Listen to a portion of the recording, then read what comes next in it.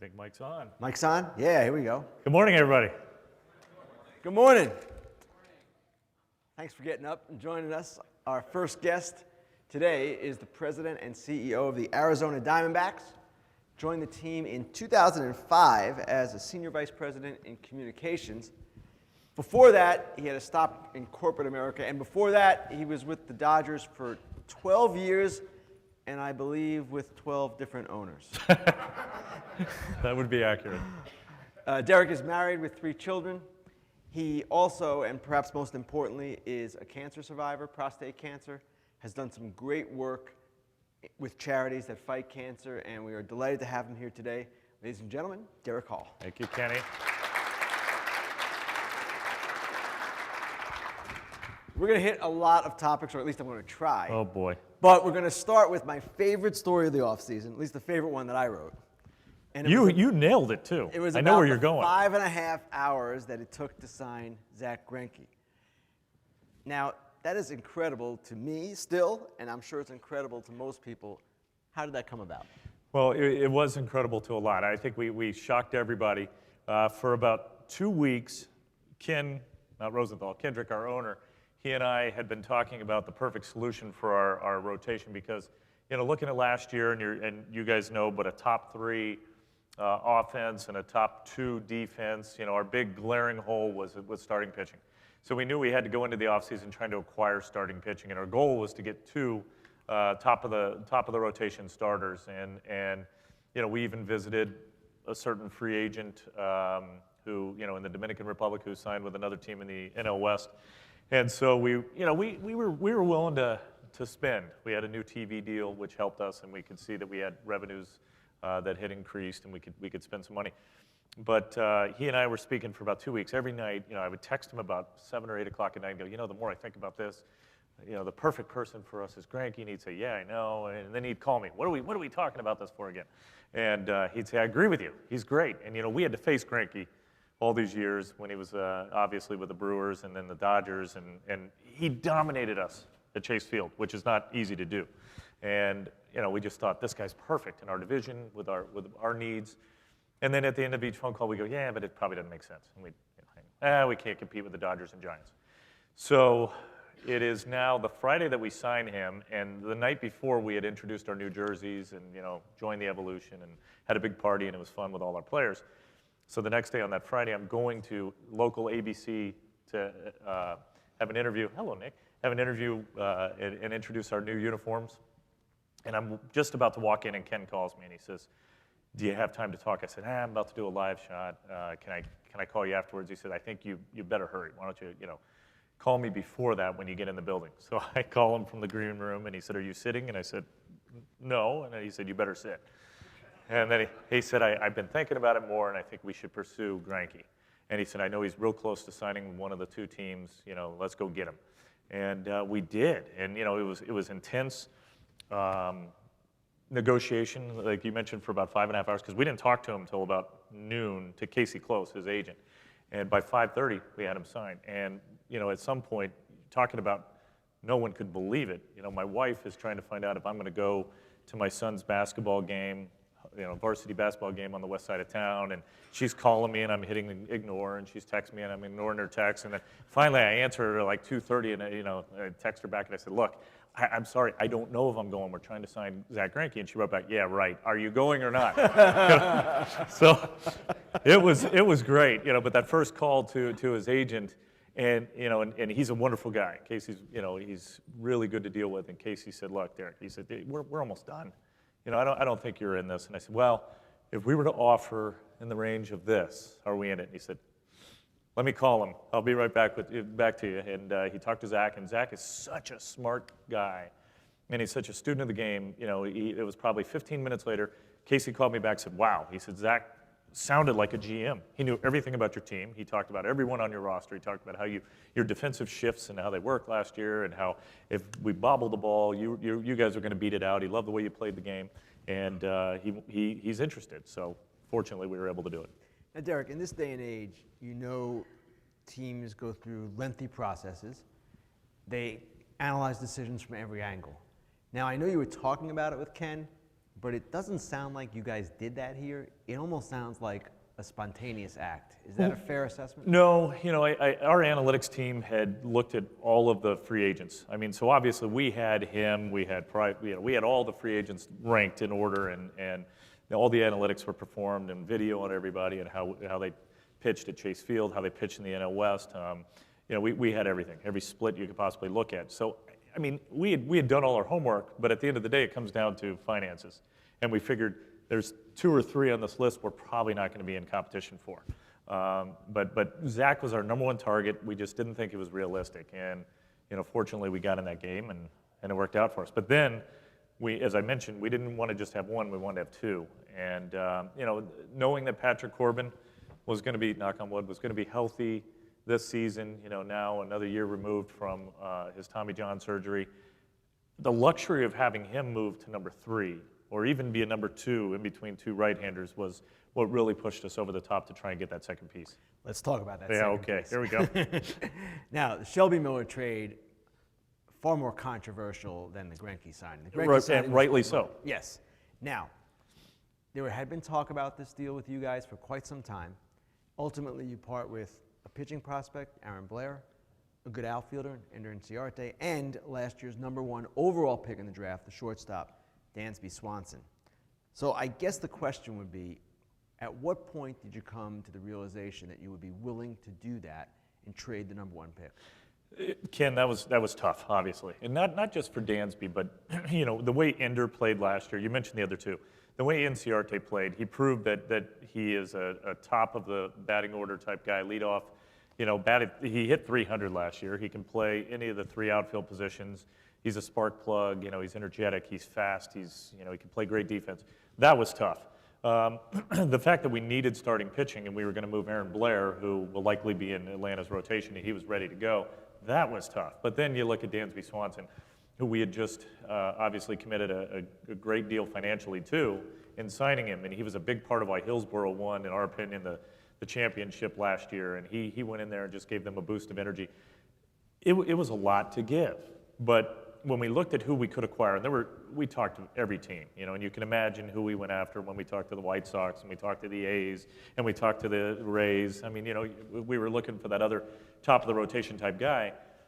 Everybody wanted, I would say, much more than what we ended up parting with.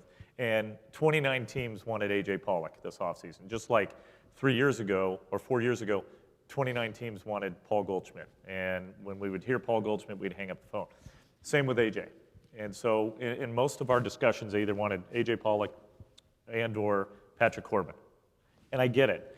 So when we started talking to the Braves, and they seemed like a better fit in their model, what they were trying to do in the offseason, you could tell they were totally rebuild mode. The rumors were out there, obviously, on Shelby Miller. And Miller to us was a guy who, power arm, a #1 or a #2 in the rotation, perfect fit for us. But moving a guy like Dansby Swanson, you probably need your head examined because, here's your #1 pick, a shortstop, which is so tough to acquire.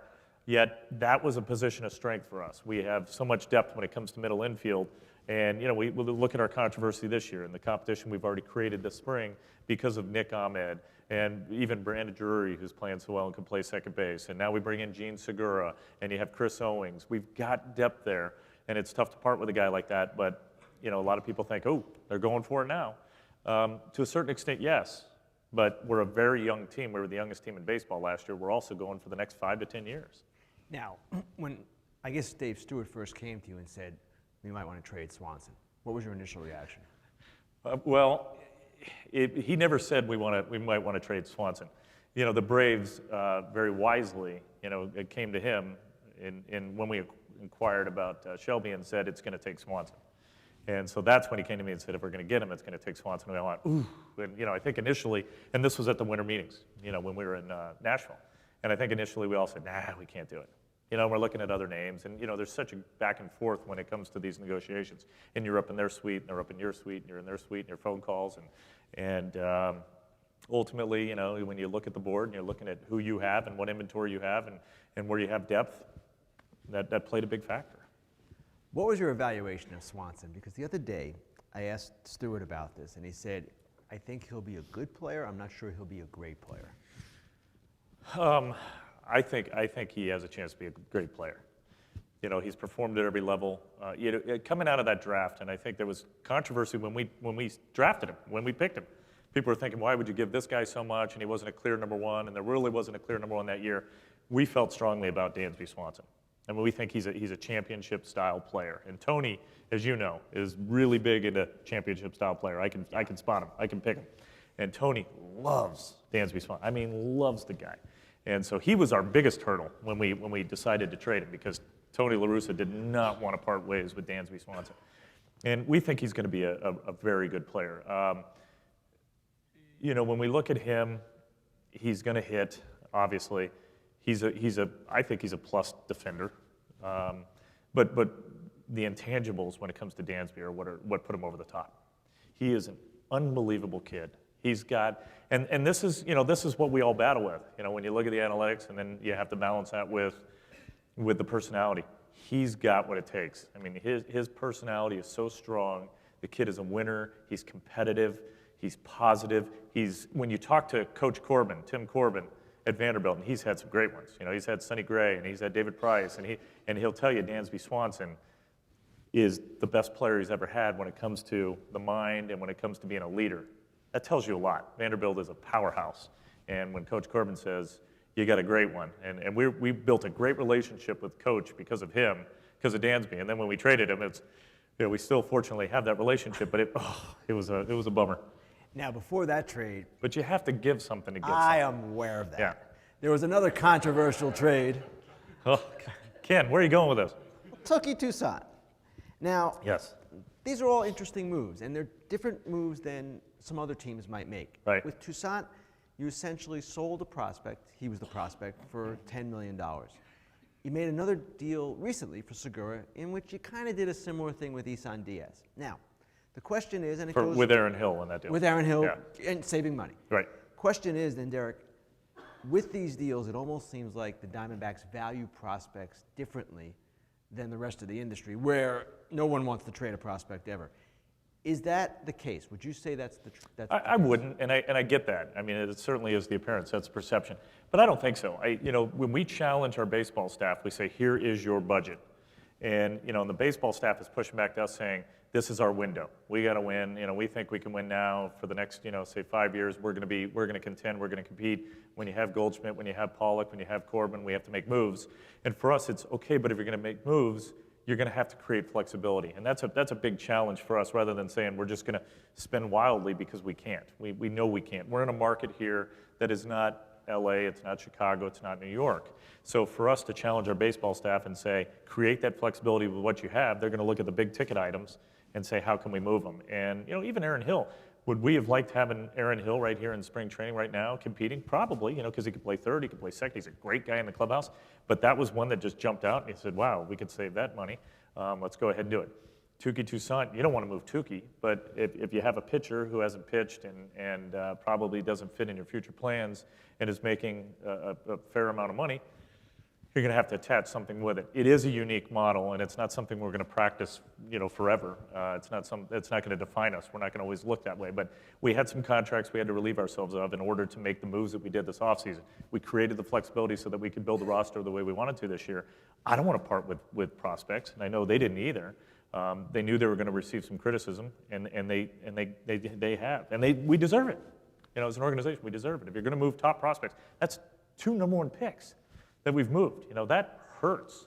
And we're an organization that does pride ourselves actually on prospects and on building from within. That's who we have to be. We have to scout properly. We got to draft properly. We have to develop from within. And for us to somewhat abandon that with a couple of moves that we made so that we could create that flexibility because we think we can win now, I don't want that to define us, but I understand why it could. Now, you touched on this a little bit before. There's a misconception out there that you're built for just 2016. Right. That is not the case. No. In fact, I believe you have only one free agent on your roster, potential free agent, that's Ziegler. Right. How do you view the next 3 to 5 years? Well, I think it's important that we keep this group together, and I think it's important that we continue to develop some of these young players that we have. We love what we have right now in the pipeline. I mean, we have decisions this spring that are going to be interesting, they're going to be difficult, and it just shows how we're not going to have to go out and acquire knock on wood, but we're not going to go out and have to acquire big free agents. When you have Socrates Burrito, who's going to be pushing the envelope this spring to make this roster, I mentioned Brandon Drury, the battle that he's going to have, even at third base or second base this year, Jake Lamb.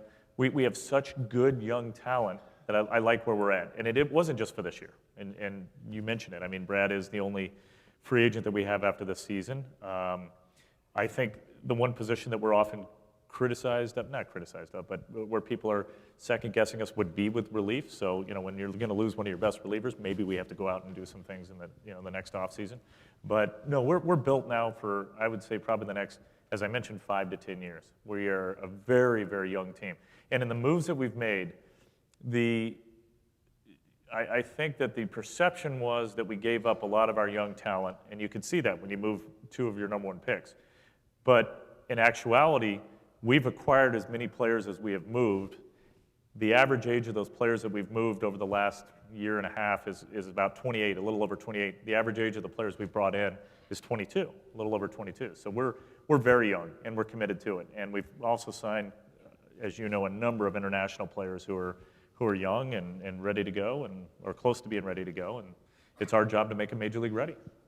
All right. It's an analytics crowd. Let's talk about analytics. Okay. It was just over a year ago, Dave Stewart was talking about James Shields, and he commented that he thought James Shields might want to come to the Diamondbacks because La Russa was there, and they were more of a true baseball team than a team that was more analytics oriented. Yet, you guys have an analytics department, and it's not just Ed Lewis, it's beyond that. You're also, I don't know where you are with this, but you told me that you're building a proprietary database. So I guess what I would ask Derrick, where are you guys on the scouting analytics spectrum right now? I think we're heavier than we've been in easily the last 5 years. I think there was a time, a couple regimes ago, we may have been overly analytics, I'd say heavily analytics. Then we had a regime that I don't think used them enough. It's very important, you guys always hear it, that we have that balance. And I think now we have a very strong balance. I think we are as heavy as we've been in quite some time in analytics. And so we have a department now. We've got 3 full-timers that are working hard in analytics. We do have a database and a system that we continue to create. It's an important part of what we do. And I think the perception is always going to be that we don't care about analytics because Tony has made comments, but if you think about it, Tony may have been the engineer of analytics, and Tony actually does value analytics. But all he says at the end of the day is he wants to make sure, gather all the information, provide us with all the information, but being a former manager, I don't want that to dictate how we're going to play the game. And so he has said to Chip, our manager now, Chip Hale, do the same. I want your instincts to take over in a game. I want you to manage the game the way you want to. But it's great to have members of the staff that value those analytics. And we had Andy Green who really embraced them. And you look at our defensive shifts last year and, defensive runs saved. I think there were 72, 12 of those because of the shift. Was that good, Ed?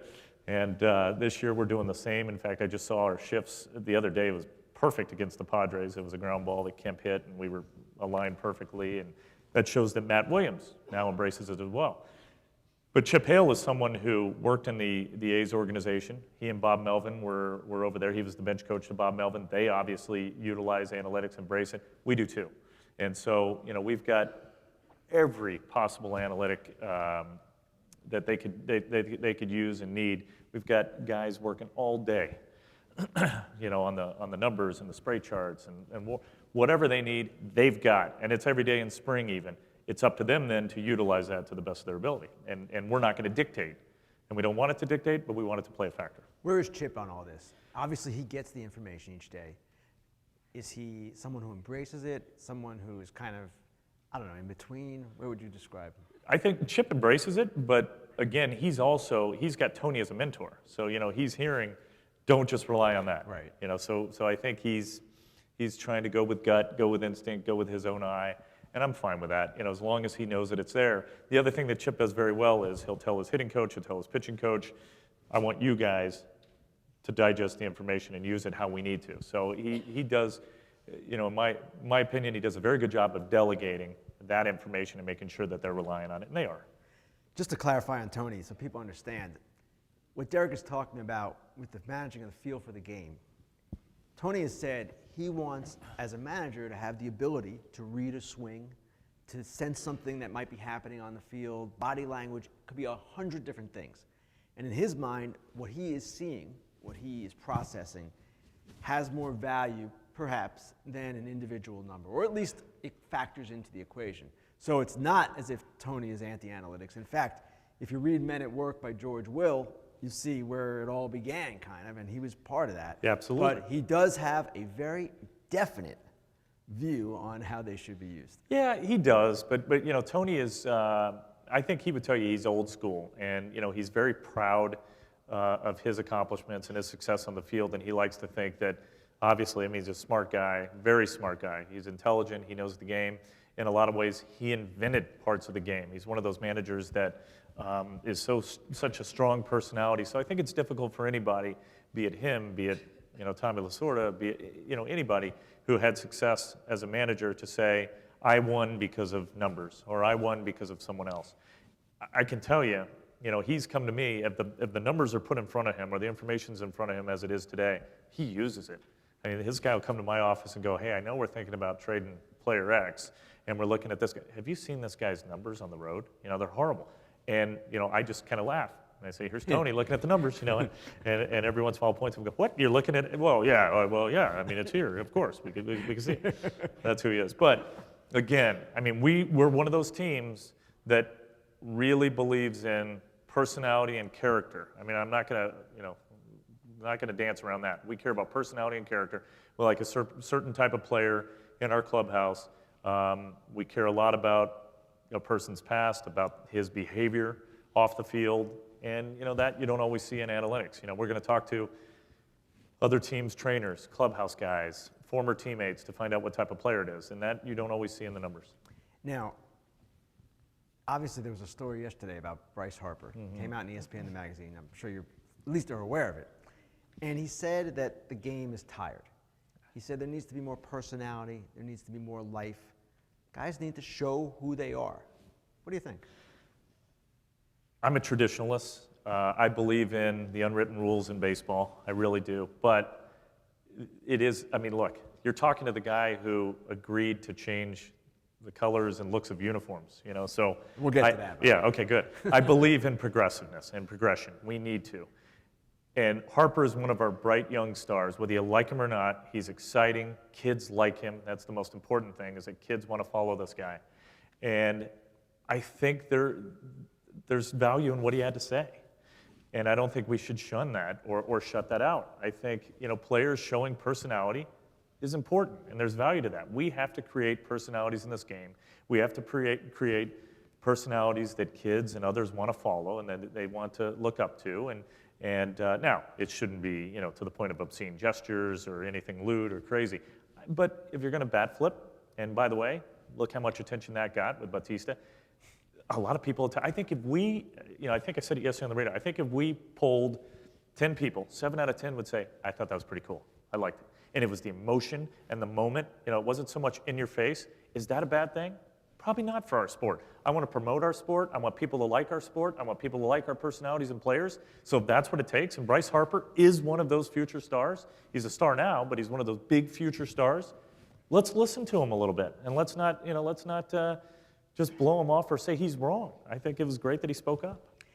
It's interesting, Derrick. We had a question. Do you disagree with that? No, I agree. In fact, I think the game would be in a better place if we saw a little bit more life from the players. I agree. And I know it's a fine line. But it's policed by the veterans, too, who will say, hey, kid. And it's a fine line, but you know what? It's also a different generation now. And I know the older guys go crazy with this stuff, but the way Bryce described it, he likes it when Jose Fernandez shows some emotion, even if it's at his expense. I agree. Fans, I'm not saying we should turn this into the WWE. No, but me neither. Fans would like this. They would like that. And I got a guy working for me now who's in the Hall of Fame.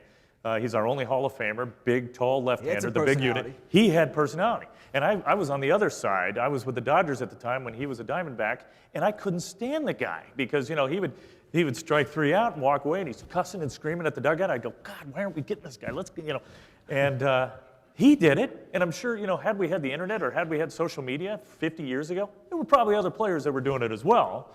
So, I mean, it's just, unfortunately, everything today is magnified. Everything is captured, everything is distributed, everything is magnified. I shouldn't even say unfortunately, that's a good thing, but it's different, and because of that today, we shouldn't avoid it because you have a chance of being all over Twitter. I mean, if you're talked about, if you're followed, if you're liked, that's good for the game. Which leads to another question. This came up yesterday. I thought it was really interesting. Someone in the audience asked, should a player's Q rating be factored into a team's decision-making on whether to acquire him? In other words, even if a player is maybe of modest skills or declining skills, but has this aura, whatever, about him. Johnny Gomes. Johnny Gomes is a good example, but I'm thinking more of a bigger star than Johnny. A guy who's popular, who might help you sell tickets in some way, I don't know. How does that factor in? Does it factor in? It does factor in a lot of markets. It actually doesn't in ours. We tried. I mean, when we brought, let's talk about Randy again. When we brought him back the second time, every fifth day, it wasn't as if you saw a lift in tickets or, in sales. I mean, some markets, it doesn't matter.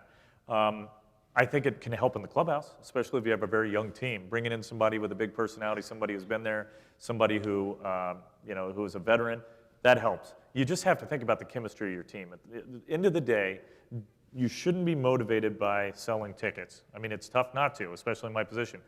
But you have to make baseball decisions that are best for your roster and best for your team. And too many teams have made mistakes saying, let's bring this guy in, he's big, he can sell, and it doesn't fit. We've got a clubhouse right now where it is a family. It's working. And we're going to have problems. We're going to have issues, of course, like anyone.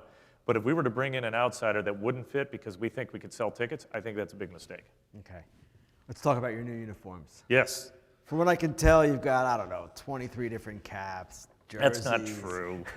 You got the bloody sock pants that look pretty cool. Or some people don't think they look right.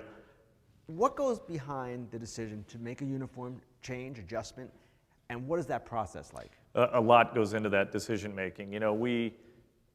We have wanted to make a splash when it comes to really with everything. I mean, I will challenge, I'll encourage our staff to be pioneering, be innovative, and to have other teams follow us. All the time, we're looking for new, innovative ways to change the game. And we thought the uniform was another way that we could do that. And you go back to, maybe it's a little bit of what Bryce Harper said, we're tired. And if that's the case, how can we energize our sport? And I think the uniform is one way because kids today are showing you they are gravitating, they're being pulled in, they're attracted to new looking uniforms. I can remember, use Oregon as an example. When they first came out with their college football uniforms, I thought, are they crazy? Those are hideous.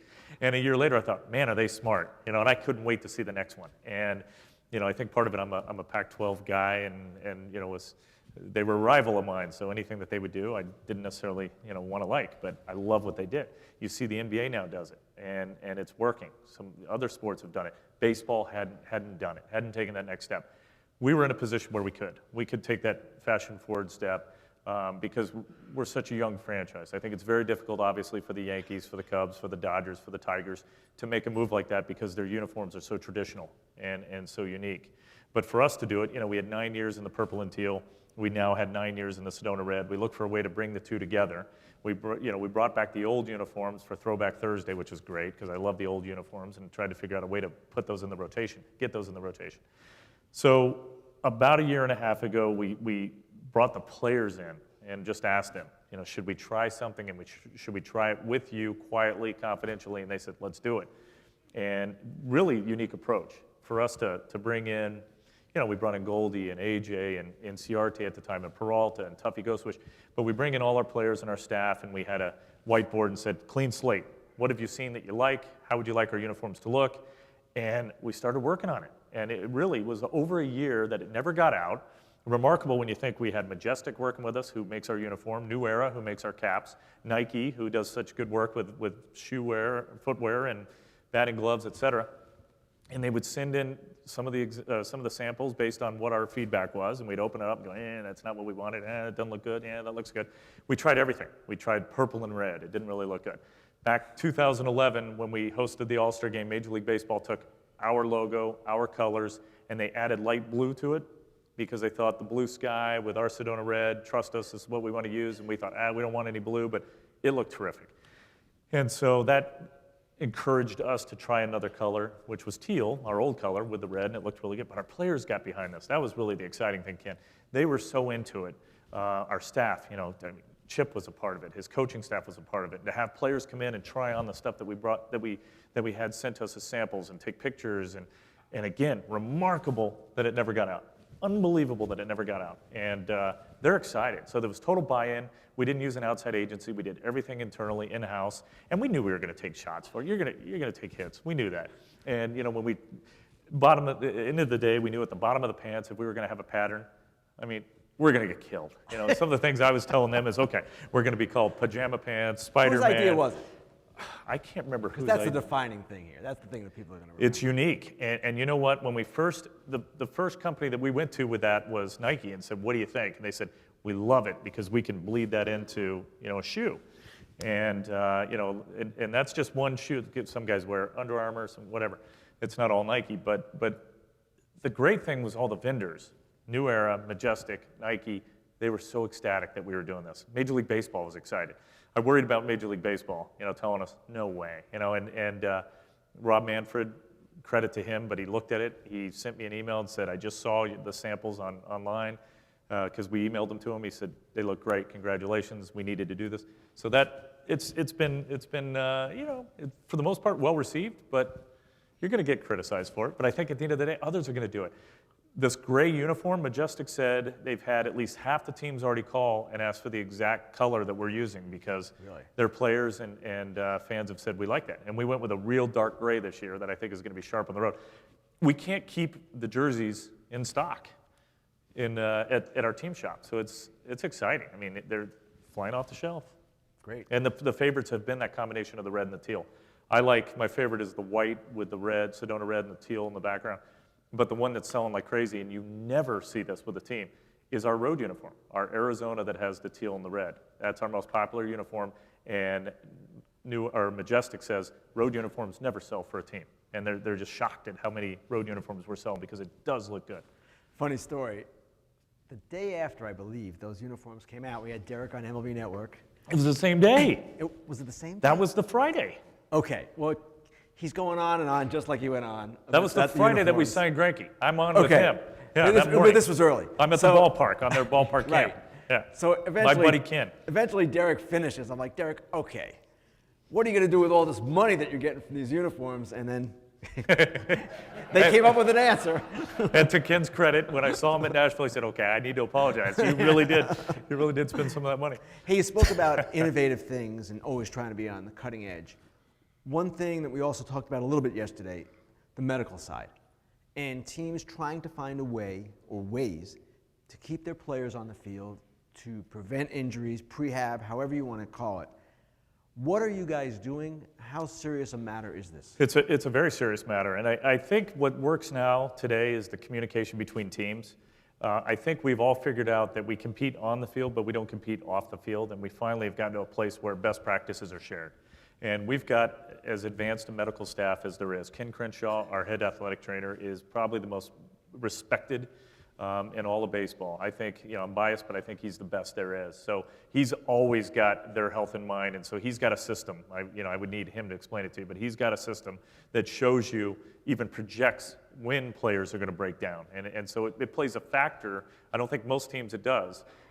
It's an analytical factor when it comes to medicine, of whether we should sign a guy, whether we should extend a guy. And they will tell you, based on how hard they work, their medical conditions, their rehab, their body, the x-rays, everything else, MRIs, whether a guy's going to break down, and he can almost pinpoint when it's going to be.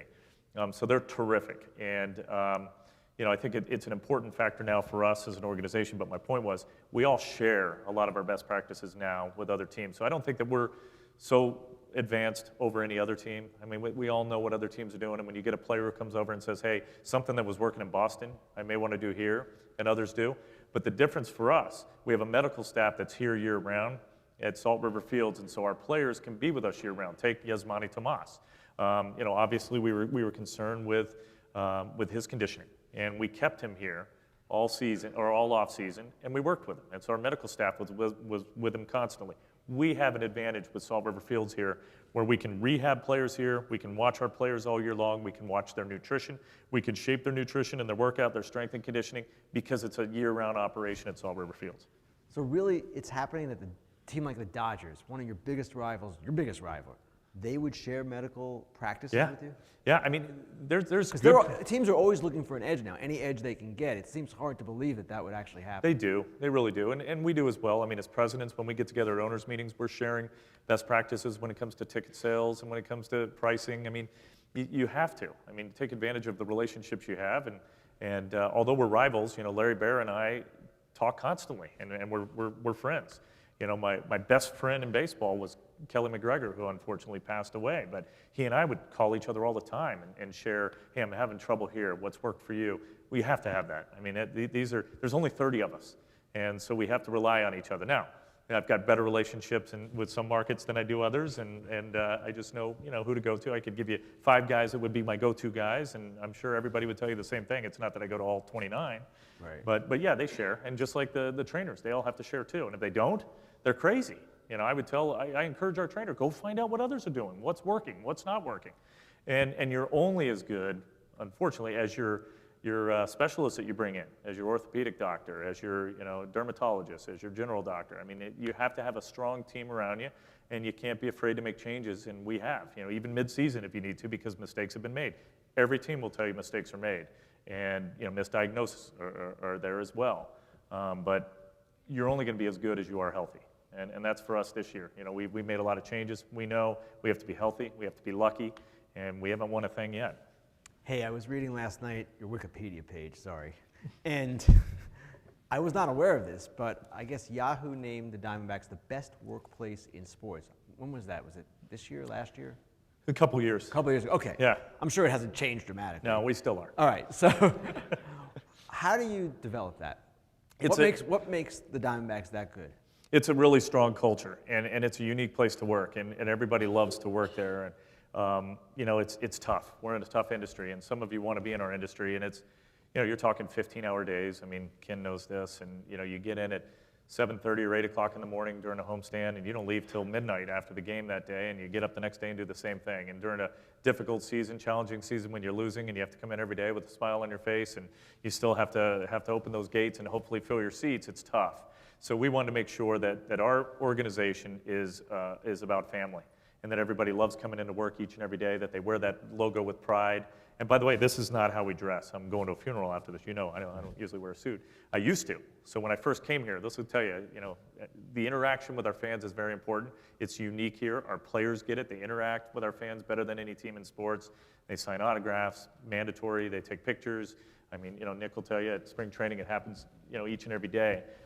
It's rare and unique, but it's who we are. So I'm wearing my suit when I first came to work for the D-backs, and I'm at a game, and this woman comes up to me and she said, "Mr. Hall, can I tell you something?" I said, "Sure." She said, "You look like an idiot." I said, "Excuse me?" She said, "It's 110 degrees outside. This is baseball. You ask us to buy this stuff and you don't even wear it?" I said, "Yeah, good point." And so we all wear the logo each and every day, but we want everybody to enjoy wearing it. And it's an awesome place to work. It is family. There's no silos, no hierarchies. It is truly a team. We have 350 full-time employees that love coming to work there. And if they don't, you know, they won't fit. And it's a place of innovation. You know, you come into our front office, it's not the front office. You'll see it's the Culture and Innovation Center. That's what it is. And we're all about culture. We're all about making sure that everybody's enjoying their work there, and that we help each other, that we pick each other up. And it's unique, Ken, and even with our team, it's not us and them. It's not the suits, and it's not us. I mean, the players feel like a part of the family. They come to our holiday party, you know, evening on the Diamond. They're all there. Our big fundraiser. All of our employees are there. It's a close-knit group, and that's the way I want it. Last question, then we'll open it up for a few. Okay. What would make for a successful season? Does it have to be a playoff appearance? World Series appearance? That's a great question, and you know, I honestly have not been asked that. For me, I think making the playoffs is a successful season, but I feel that way every year. I go into each season personally thinking we're going to finish in dead last. You know, that's got to be my mindset. So how are we going to overcome that? How are we still going to draw?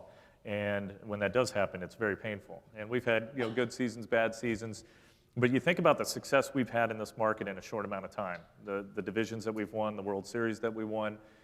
it's a market that is used to winning, and it's a market that expects you to win, and if you are winning, they'll show up. So we put a lot of pressure on ourselves to do exactly that. I think we saw a huge improvement last year, 15-game swing. We need to contend. We'll be a successful season, Ken, if we are in the final week of the season right in the thick of it. And, it's going to be a tough division, as you guys know. The Giants, Dodgers, ourselves, but don't count out the Padres. The Padres last year were everybody's pick. They made a few changes since, but maybe they've improved. The Rockies, that's a tough place to play. Anytime you go there, they've got a great offensive team. Our division, we're going to beat each other up. What scares me is I think it's going to be difficult for a wild card team to come out of the West because we're all going to beat each other up all season. Okay, fair enough. Any questions? Go ahead, bud. As a business executive, do you see the mass adoption of tanking throughout baseball as a sustainable business model in the long term? Tanking? Yeah. No, I would hope not. I don't think it's a sustainable model. No, I do not. And I think that there's corrective measures. We're seeing that to avoid it. And I think baseball's obviously got its finger on the pulse, and we can tell when it's occurring, and we try and correct it as soon as we can. But I think we're such a competitive industry, and I interact with all of the owners and all the presidents, and I don't see a lot of it. I really don't. So to answer your question, no, I don't think it's going to sustain or can be sustainable, and I think it's wrong. But I think we're watching each other. Do you think it's happening? Are teams tanking? I think it has happened. I don't think it's happening. I really don't. I mean, I can tell you, you would even think going into the offseason, okay, this team is going to move their ace for sure because they know they don't have a chance. Then they turn right around, they sign a free agent, and you're probably thinking the same team I am, and you think, no, they think they can win. And now some people are picking them to win. It's happening throughout the industry because everybody thinks they have a chance to win. There's a lot more parity today than there ever has been, and I think there could be even more after the next CBA because we're trying to make this game as level and fair as can be, but everybody's got to compete. And I think the other 29 owners, I know our owner wants to win. He does. He's uber competitive, and I think the others are too. I can't see a team tanking anymore. You know what, I should ask you about the CBA. I know it's a $9.5 billion industry. There's plenty of money for everyone. At the same time, there's a new head of the union. There's a new commissioner, though he, of course, has been involved in labor negotiations. I'm a little concerned, personally, about this next negotiation. How do you feel about it? Yeah, I'm concerned too, and it's been a record amount of length of labor peace, but I give a lot of the credit of that to Rob Manfred, who's now our commissioner. I think we've learned in the past that any time off is bad for the game. So, I'm confident. Of course I'm worried anytime we're going into negotiations, but I'm confident that both sides realize how important it is for us to come together on all the issues, and I think we will. When you have a first-time head of the union and a first-time commissioner, and they're both digging in, that's obviously that's the concern, but they're both smart, level-headed, and we've all done so much work leading into it. There's going to be no surprises. Okay. That's most important. There you go. As somebody who wants the team as a whole to be as successful as possible without small breaks along the way, what do you think about getting baseball back in the Olympics? That's a great question. Baseball back in the Olympics, and I've been in the middle of that debate. I'm on the international committee for the MLB owners, and so we talk about the WBC. We created the World Baseball Classic because we're no longer in the Olympics. We want to have that international showcase. I worked for Peter O'Malley, who was such an ambassador of the game, and he always had a true vision of a World Series, a real World. So we call it the World Series, but it's really the North American Series. And so he always wanted to have a true World Series, and I would too one day. I love the Olympics. I think it's a great place to showcase that. The problem is the timing. It really is tough for us. I mean, it's right in the middle of our season, and to ask players to stop, break, and go play, it's unrealistic, even for our minor leaguers. It's tough for us to do that. I'm a big fan, as I mentioned, of the Olympics, and I always liked baseball in the Olympics. You have professionals or amateurs, that's the big debate. I just don't think you can have major leaguers right now in the Olympics. It doesn't make sense with our season. Now, you had mentioned previously about the physical fitness and nutrition for some of the major league players. And what are your opinions, say, of providing that in a structured way for your minor leaguers and during the season? Have you made any steps towards that? Sure, yeah. We have to be universal for sure. I mean, you talk about a Diamondback way when it comes to player preparation, and it's not just the way you play on the field, but it's also how you carry yourself off the field. We are extremely committed to the community. You know, we've surpassed $45 million in community giving just this past year in our short time frame. We want the same to happen with our players down in the minor leagues. So they are spending time at schools and hospitals and signing autographs so that when they come up here, it's this, you know, it's what is expected. Same with our medical approach. We want to make sure that all of our trainers and all of our strength and conditioning coaches are following the same guidelines as our major league staff, so that at every level it trickles down, it's the same. So when you go from single A to double A, your treatment's not going to be any different. It's going to be the same. Your workload is going to be the same. The expectations of how you prepare are going to be the same. They're doing it in spring training. It carries on from there into our affiliates, and we have to make sure that we continue to make sure that it is a universal approach. So it's got to be the same organization. Those guys are eating Wendy's every day, though. A lot of them do, yeah, but But they they're not can't. getting the same spread that They can't. major leaguers get. I know. Well, and that's I mean, seriously, that's a that big is an focus, issue. Ken, and there's debate there too. You know, or should we just have nutritional food? You know, I mean, there's a debate. Yet, I'll tell you, you can ask Gonzo, who works for me, and he'll say, I don't want any of that. You know, I don't want just turkey. I want steak after a game.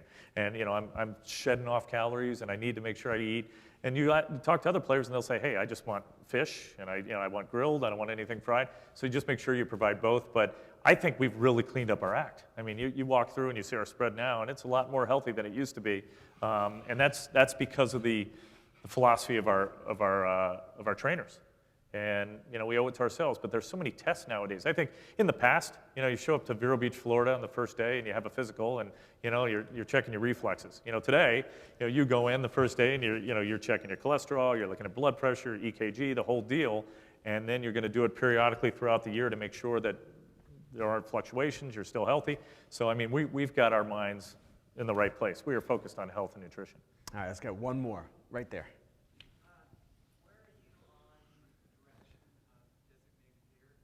Me personally on DH? You know, it's funny where the commissioner came down because he took a really firm position on it. And I applaud it, and it's one that I have because I understand why we have the DH. I understand why we really can't take the DH away. I mean, you can't because if you're the union, you can't go for that. I mean, this creates longevity. It increases salaries. It gives people positions, for, you know, who are too old to play in the field or who are just offensive players who have a job in the AL. So I get it. I'm adamantly opposed to having the DH in the NL. And then again, I told you I'm a traditionalist. You know, I grew up an NL fan. I grew up a Dodger fan. I worked for the Dodgers for years. Now I'm over here. I love the strategy of the game with a pitcher in the batting order. I love it. You know, I love the fact that you can pitch around the eight-hole hitter to get to the pitcher for your third out, moving guys over with your pitcher.